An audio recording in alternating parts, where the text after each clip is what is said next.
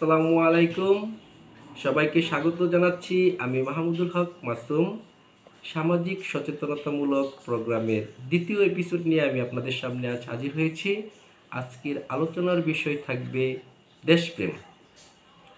দেশপ্রেম কি? কে দেশপ্রেমিক আর কে দেশদ্রোহী? কেন আমাদের দেশপ্রেমিক হওয়া প্রয়োজন? এই প্রশ্নের উত্তর নিয়ে আজকের এপিসোডটি সাজিয়েছি। সবাই সঙ্গেই থাকুন। প্রথমে দেশপ্রেম। দেশপ্রেম সম্বন্ধে বলতে গেলে বলতে হয় এক কথায় দেশকে ভালোবাসা, দেশের মাটি ও মানুষকে ভালোবাসা, দেশের সার্বভৌমত্বকে রক্ষার জন্য কাজ করা দেশপ্রেম, দেশের ইতিহাস, ঐতিহ্য, সংস্কৃতিকে বিশ্ব দরবারে তুলে ধরা হচ্ছে দেশপ্রেম। দেশের মানুষের জন্য কাজ করাটাই হলো মূলত দেশপ্রেম। একটি দেশের সরকারকে শক্তিশালী করার জন্য সরকারের যে সমস্ত নিয়মকানুন বিধিবিধান আছে তা যথাযথভাবে পালন করা দেশপ্রেম। অপরদিকে সরকারের যে সমস্ত সিদ্ধান্ত জনগণের বিরুদ্ধে যায় সেক্ষেত্রে গঠনমূলক সমালোচনা করাও দেশপ্রেমের অংশ। তো কে দেশপ্রেমিক আর কে দেশপ্রেমিক নয় আসুন জেনে নেই। কারা দেশপ্রেমিক?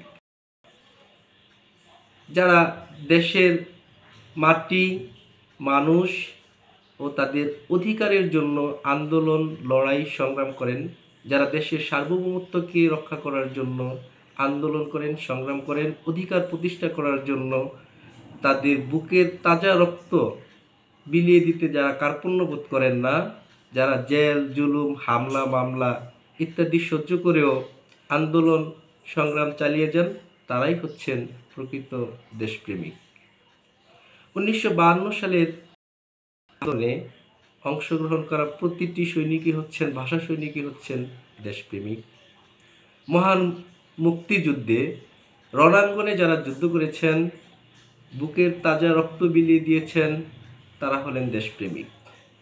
1969-এর গণ অভ্যুত্থান, 1990-এর স্বৈরাচার বিরোধী আন্দোলনে গণতন্ত্রকে রক্ষার জন্য যারা লড়াই সংগ্রাম করেছেন তারা হলেন দেশপ্রেমিক। 2024 সালের জুলাইয়ের কোটা সংস্কার আন্দোলনকে কেন্দ্র করে মানুষের অধিকার আদায়ের জন্য যারা রাজপথে নেমে এসেছিলেন তারা হলেন দেশপ্রেমিক। একটি স্বৈরাচারী সরকারের অপকর্মের বিরুদ্ধে যারা সোচ্চার ছিলেন, যারা হামলা, মামলা, গুম, খুন ইত্যাদির শিকার হয়েছেন, তারাও দেশপ্রেমিক। আবু সাইদ, মীর মুগ্ধ, ওয়াসিম তারা হলেন দেশপ্রেমিক। তাদের স্বপ্ন, তাদের যে আত্মত্যাগ, যেই লক্ষ্য ও উদ্দেশ্য নিয়ে তারা তাদের বুকের তাজা রক্ত দিয়ে গিয়েছেন, সেই লক্ষ্য বাস্তবায়নের জন্য আমরা যারা কাজ করব তারাও দেশপ্রেমিক। প্রকারান্তরে দেশদ্রোহী হলো তারাই যারা ব্যক্তি স্বার্থে দেশের সার্বভৌমত্বকে হুমকির মুখে ঠেলে দিতে কুণ্ঠাবোধ করে না, তারা হচ্ছেন দেশদ্রোহী। যারা দেশের সম্পদকে লুটপাট করে বিদেশে অর্থ পাচার করে তারা হলেন দেশদ্রোহী। স্মাগলার, চোরাকারবারি, সন্ত্রাসী, চাঁদাবাজি যারা এই সমস্ত অপকর্মের সাথে জড়িত তারা কখনোই দেশপ্রেমিক হতে পারেন না, তারা হচ্ছেন দেশদ্রোহী।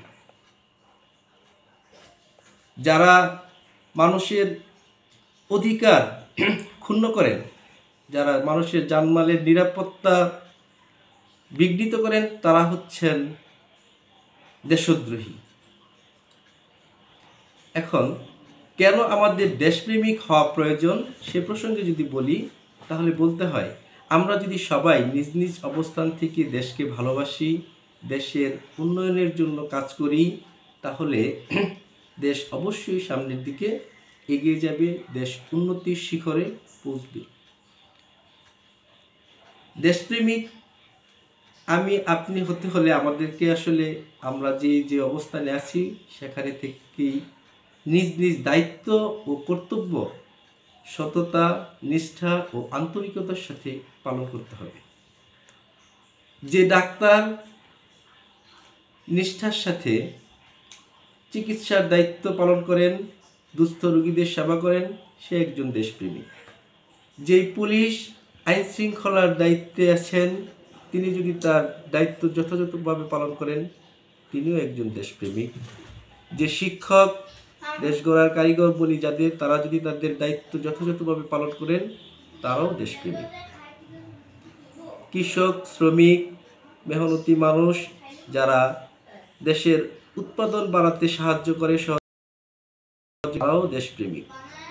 গার্মেন্টসের শ্রমিক থেকে শুরু করে মেহনতি প্রতিটি মানুষ যারা দেশের উন্নয়নের জন্য কাজ করেন, দেশপ্রেমিক।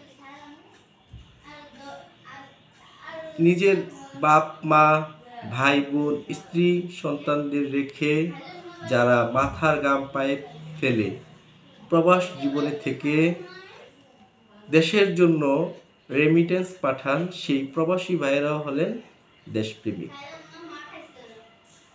আমি আপনি সবাই যদি দেশকে ভালোবাসি, দেশের জন্য কাজ করি, তাহলে দেশ উন্নতির শিখরে পৌঁছতে বেশি সময় লাগবে না।